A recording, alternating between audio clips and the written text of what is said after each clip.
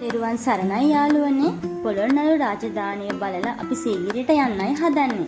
මින්නේරියේ ඉඳලා හබරන පැත්තට එනකොට හබරනට කිලෝමීටර් 2ක් මෙහායින් මහමෙවුනා ආදර්ශ ගම්මානයට හැරෙන මෙන්න මේ පාරේ ඉඳලා තවත් කිලෝමීටර් 13ක් ගියාම අපිට සීගිරියට යන්න පුළුවන්. යාළුවනේ නෙලෝ විත් ෂැඩෝ channel එකෙන් අද අපි යුනෙස්කෝ සංවිධානයේ 1982 වසරේ ලෝක උරුමයක් ලෙස නම් කර තියෙන ලෝකයේ අටවන පුදුමය ලෙස සැලකෙන ශ්‍රී ලාංකිකයන්ගේ විශිෂ්ට නිර්මාණයක් වූ සීගිරි උද්‍යානය බලමු. ඉතින් මේ පාර වෙනස්ම අත්දැකීමක්. හරිම ලස්සන පරිසරයක් තියෙන හේන්ගොවි තැන කරන ඒවා රකින්න හදපු පැල් බලාගෙන තමයි මේ ගමන යන්න තියෙන්නේ.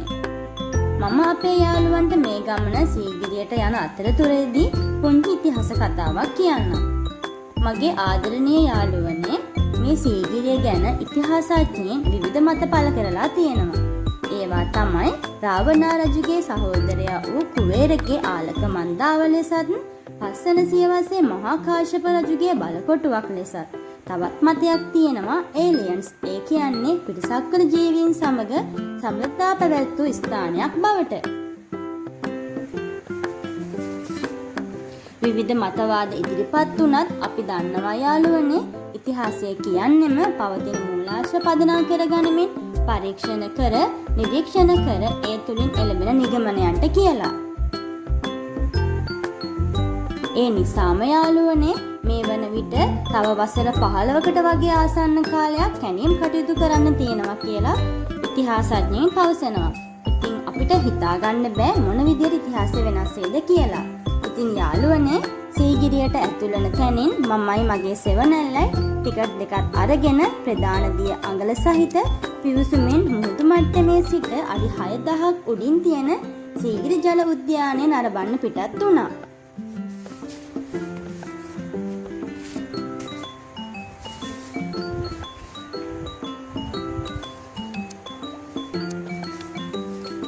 බලන හැමතැනම විශිෂ්ට නිර්මාණයන් දකින්න ලැබෙනවා. හැමතැනම තියෙන්නේ ගඩොලින්, ගල් වලින් කරන ලද නිර්මාණයන්. ඉතින් අපි සීගිරි ජල උද්‍යානයට යන අතරතුරදී අපිට කිඹුල් යාළුවෙක් හම්බ වුණා.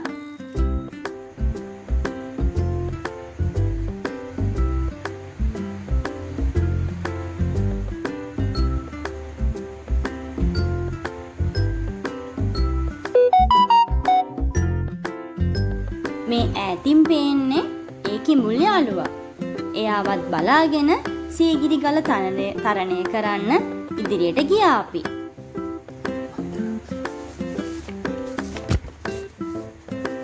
යාළුවනේ, ඔයාලා දන්නවද මේ නිර්මාණය වෙන්නේ පස්වන සියවසේදී? ඒ කියන්නේ සාමාන්‍ය අදින් වසර 1500කට වගේ එපිට නූතන ඉතිහාසඥයින්ගේ මත පළ කරන විදිහට මේ අපි ගමන් කරන උද්‍යාන පාර හරියට සීගිරි ගලේ මධ්‍ය ලක්ෂය ඡේදනය වන බවයි. මෙම තාක්ෂණය භාවිතා කිරීමට නම් නිශ්චිතවම ඉහළ උන්නතාංශයක සිට හෝ ගුවනේ සිට මෙම ගෘහ නිර්මාණ ශිල්පය සැලසුම් කර ඇති බවට අපට කියන්න පුළුවන්.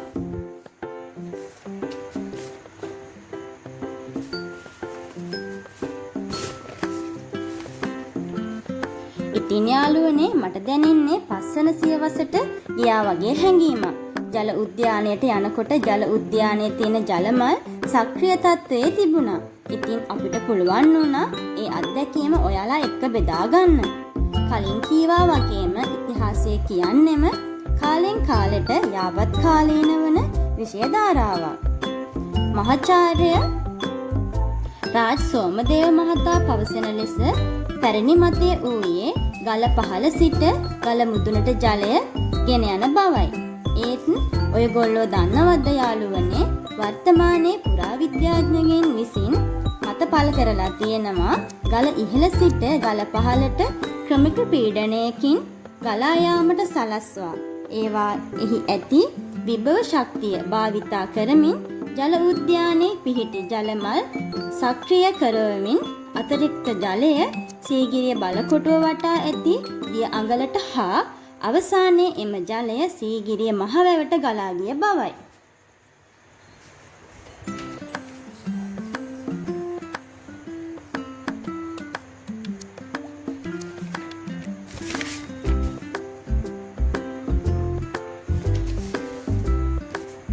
මහාචාර්ය රාජ් සෝමදේව මහතාගේ මතයට අනුව මෙම සීගිරි උද්‍යානය සැලසුම් කිරීමේදී දෙආකාරයක ගෘහ නිර්මාණ ශිල්පය භාවිතා කරලා තියෙනවා.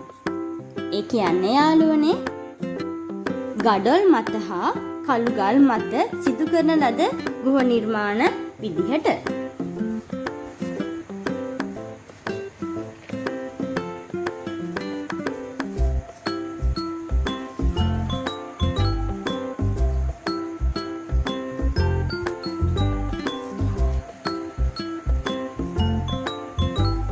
ඉතින් යාළුවනේ අපි සීගිරිය ගල තරණය කරන ගමන් තමයි ඉන්නේ.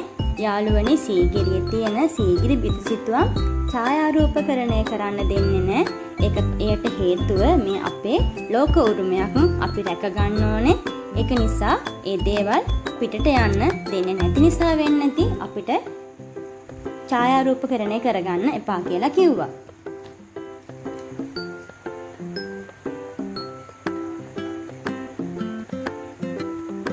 ඉතින් යාළුවනේ බලන්න හරිම ලස්සන වටපිටාවක් තියෙන්නේ. පොඩ්ඩක් අපහසුයි තමයි. නමුත් මේ ලස්සන වටපිටාව නිසාම ඒ අපහසුතාවය මගහැරෙනවා. ඉතින් අපි සීගිරි සිතුවම් බැලුවා.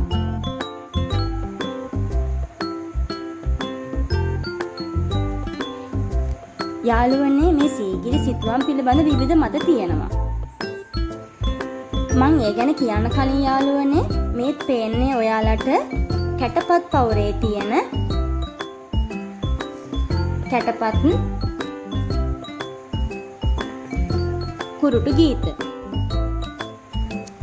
ඉතින් යාළුවනේ ඒ කැටපත් පවුරේ කුරුටු ගීත වලට වඩා අද දකින්න හම්බ වෙන්නේ අපේ මිනිසුන් විසින් ලියන ලද නොයෙකුත් අකුරු. මම ඔයාලගෙන් ඉල්ලනවා ඒ වගේ දේවල් කරන්න එපා කියලා. යාළුවනේ මම මුලින්ම කිව්වා වගේ සීගිරි සිතුවම් පිළිබඳ විවිධ මත තියෙනවා කිව්වනේ.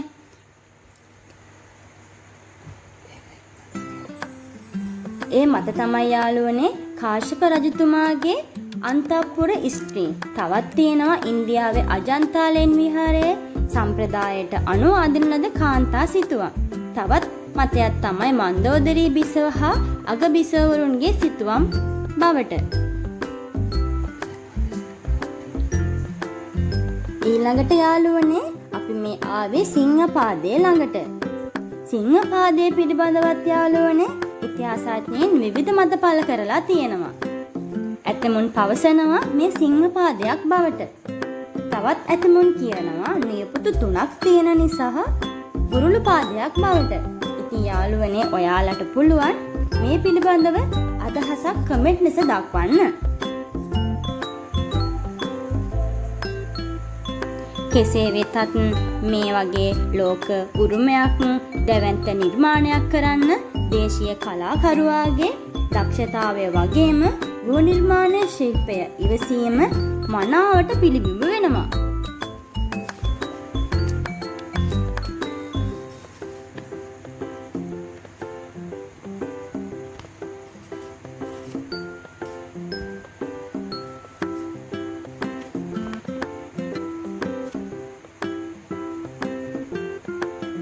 බලන්න යාළුවනේ මේ පේන්නේ කටාරම්.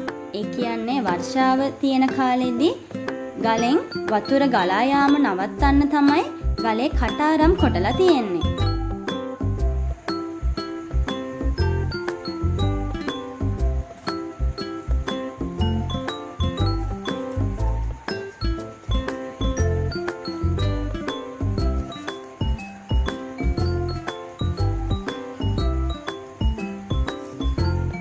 කෙසේ වෙතත් යාළුවනේ සීගිරිය පිළිබඳ මේ තියෙන විවිධ මතත් එක්ක බලපුවහම තවත් වසර 15කට මේ සීගිරියේ පරීක්ෂණ කටයුතු කරන්න තියෙනවා කියලා ඉතිහාසඥයින් කියනවානේ.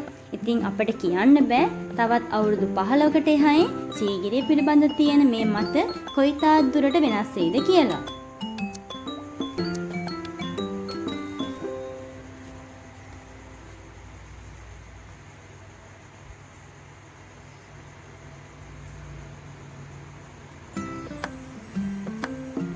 අපි දැන් යාළුවනේ සීගිරිය ඉතුරු ටික තරණය කරන්නයි හදන්නේ හරිම අමාරුවෙන්. අපි දැන් මේ ටිකකට කලින් දැක්කේ යාළුවනේ පිදුරංගල. ලේන් බබිකුත් ඇවිල්ලා හිටියා අපිව බලන්න. අපි කොහේ ගියත් යාළුවනේ මේ ලේන් යාළුවෝ නම් හම්බ වෙනවාම තමයි. අපි එයාටත් යන්නම් කියලා අපේ ගමන දිගටම කරගෙන ගියා. යාළුවනේ අපි දැන් සීගිරියේ මුදුනටම ඇවිල්ලායි තියෙන්නේ. හම්මෝ හිතට දැනෙන සැනසීම වගේම වටපිටාව පරිසරය බලනකොට මොහොරම නිදහසක් දැනෙන්නේ. මේ පර්වතයේ සිට අංශක 360ක පරිසරයක් දිස්වන පරිදි ලස්සන නැරඹුම් ස්ථාන තියෙනවා.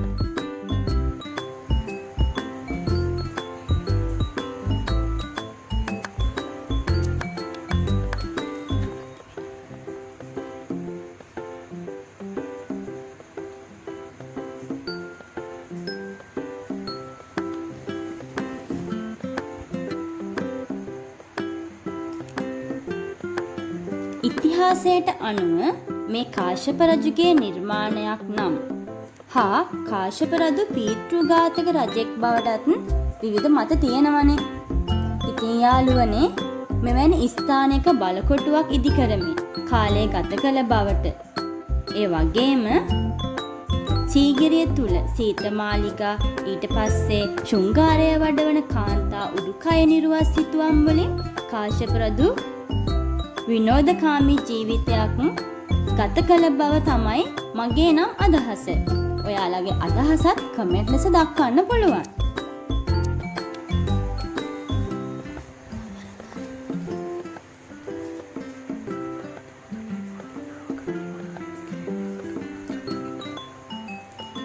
මේ සීගිරි ගල පර්වත මුදුනේ මාලිගාවක හෝ කුමක් හෝ ඉදිකිරීම් නටබුන් අදටත් දකින්න ලැබෙනවා. ඒ වගේම තමයි ජලයේ පිරුණු පොකුණු අදටත් සක්‍රිය තත්ත්වයේ පවතිනවා.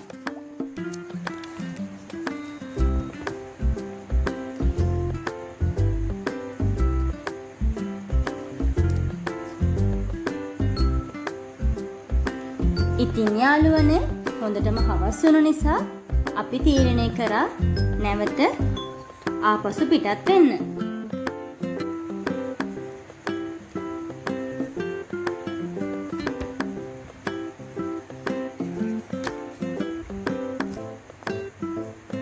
යාළුවනේ මම පොඩි ඉල්ලීමක් කරන්නම්. මේ වගේ ලෝක උරුම දැන් බලන්න ඔයාලා එනවනේ. ඉතින් යාළුවනේ ඔයාලා අරගෙන එන පොලිතින් නැවත අරගෙන යන්න මතක තියාගන්න ඕනේ. මොකද තවත් අනාගත පරපුරට මේ වගේ ස්ථාන නරඹන්න අපි ඉතුරු කරලා යන්න ඕනේ. අපේ යාළුවන් මේ වගේ තැන්වලට ආවහම මේ තියෙන ගොඩනැගිලි වල එක එක අකුරු ලියනවා. එතකොට අරන් ආපු පොලිතින් තැන් තැන් වල දාලා තියෙනවා. ඉතින් යාළුවනේ එහෙම කරපුවාම අපිටම තමයි අපේ ඉතිහාසය වෙනස් වෙන්නේ. ඒ වගේම ඉතිහාසය බලා ගන්නත් නැති වෙන්නේ. ඉතින් යාළුවනේ අපි කිව්වා වගේම දැන් අපි ඉන්නේ සීගිරිය ගල මුදුන නරඹලා පහළට බහින ගමන්. සීගිරිය ගල බහින අතරතුරදී යාළුවනේ අපිට හම්බුණා නයිපෙන ගුහාවක්. මේ තියෙන්නේ ඒ නයිපෙන ගුහාව. යාළුවනේ මේ ගල නයෙක්ගේ අර පෙනයක් හැඩයට තියෙන නිසා වෙන්නේ නැති නයිපෙන ගුහාව කියලා කියන්න ඇත්තේ. ඒකේ සිතුවම් යාළුවනේ අතටත් දකින්න පුළුවන්. ඒ වගේම අපිට රාජ සභාවකුත් හම්බ වුණා. ඒක යාළුවනේ හරිම ලස්සන විදිහට නිර්මාණය කරලා තියෙනවා.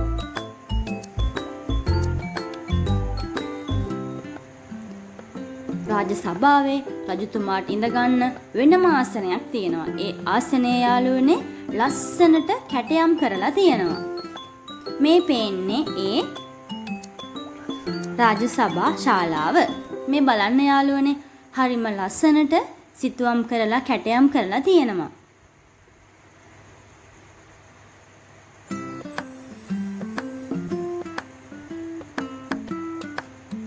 හිතාගන්නත් හරිම අමාරුයි යාළුවනේ ගලකින් කරන ලද නිර්මාණයක්නේ. නමුත් ඒක ඕනවට පාඩ කරලා නැහැ. හරිම ලස්සනට එම් නිර්මාණය සිත් ඇද ගන්නා සුළු විදිහට ලස්සනට කරලා තියෙනවා. යාළුවනේ රැ වුණු නිසා අපි යන්නයි හදන්නේ. ඒ යන අතරතුරදී අපිට ලොකු බඩගින්නක් තිබ්බා. මෙන්න මේ කෑම කඩේ තියෙනවා කිව්වා වැව් මාළු. අගුණු කොලත් එක්ක. ඉතින් යාළුවනේ අපි එතන නතර වුණා. වැව් මාළුත් එක්ක අගුණු කොල සම්බෝලත් එක්ක රසම රස බත් එකක් කන්න. යාළුවනේ මෙතන හරිම සුහදශීලීව අපිට මේ සංග්‍රහ කටයුතු කරා. යාළුවනේ ඉතින් අපි අපේ ගමන අවසන් කරා. නමුත් අදින් අවසන් කරාට අපි ආයෙත් අලුත් වීඩියෝ එකකින් ඔයාලා හම්බ වෙනවා. යාළුවනේ මේ අවුරුද්දට කරන අවසාන වීඩියෝ එක මේ අපේ. ඉතින් 2026 අවුරුද්දේ අපි නැවත ඔයාලා හම්බ වෙනවා. එතකන් ඔයාලා පරිස්සමට සතුටින් ඉන්න. යාළුවනේ මතක ඇතිව අපේ channel එක subscribe කරලා තියාගන්න. මොකද එහෙම නොවුනොත් මේ